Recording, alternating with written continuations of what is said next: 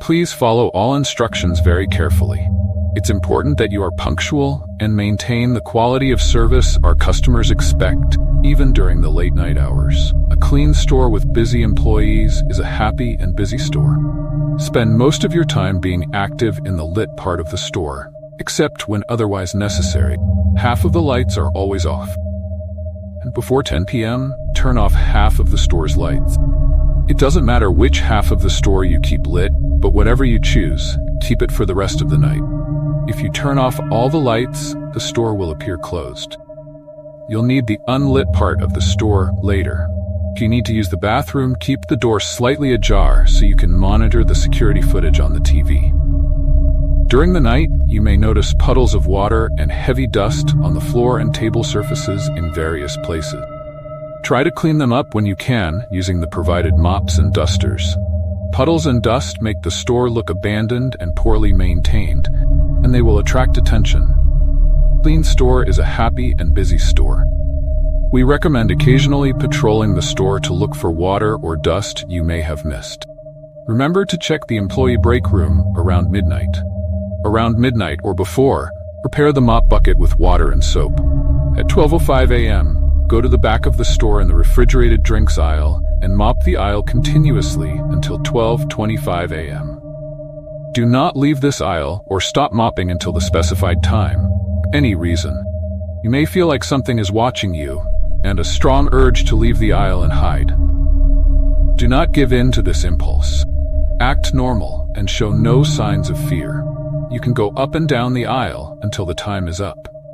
Management recommends keeping your head down, paying attention to your watch, and using headphones with music to help block out sounds. The quality of your mopping doesn't matter, but it's important that you appear busy. On the walls beside the cash register, there's a camera feed from the back lot. Different from the other camera feeds, you don't need to check this feed often, just once every 30 minutes at the beginning and end of the hour.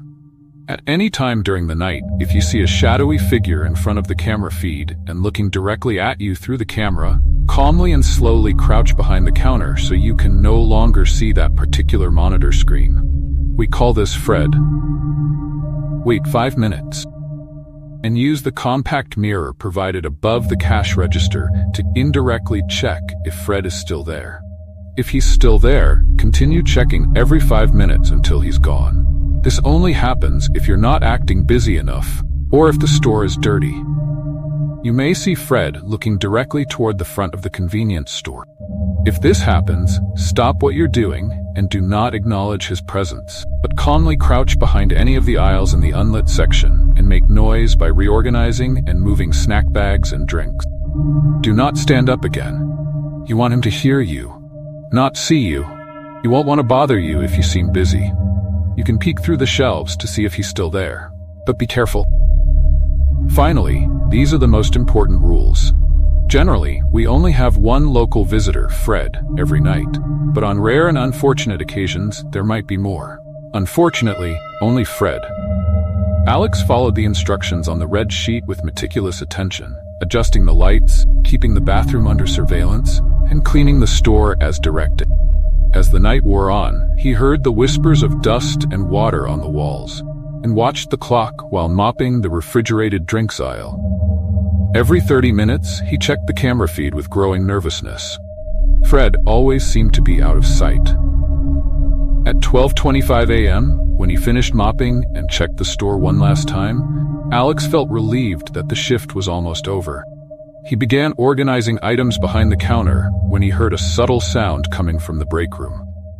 His heart raced as he saw a fleeting shadow in the unlit corner of the store. With a sigh of relief, he realized it was just a fallen part of a snack bag. He smiled to himself, satisfied that he had followed the rules to the letter and survived his first night without any problem. As the first rays of sunlight began to peek over the horizon, Alex locked up the store and headed home, more prepared and less fearful for the next shift.